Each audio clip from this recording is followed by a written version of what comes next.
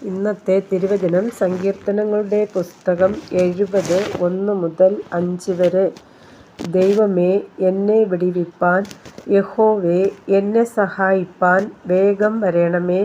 എനിക്ക് പ്രാണഹാനി വരുത്തുവാൻ നോക്കുന്നവർ ലജ്ജിച്ച് ഭ്രമിച്ചു പോകട്ടെ. എൻ്റെ അനർത്ഥത്തിൽ സന്തോഷിക്കുന്നവർ പിന്തിരിഞ്ഞ് അപമാനം ഏൽക്കട്ടെ. നന്നായി നന്നായി എന്നു പറയുന്നവർ തങ്ങളുടെ നാണം നിമിത്തം പിന്തിരിഞ്ഞു പോകട്ടെ.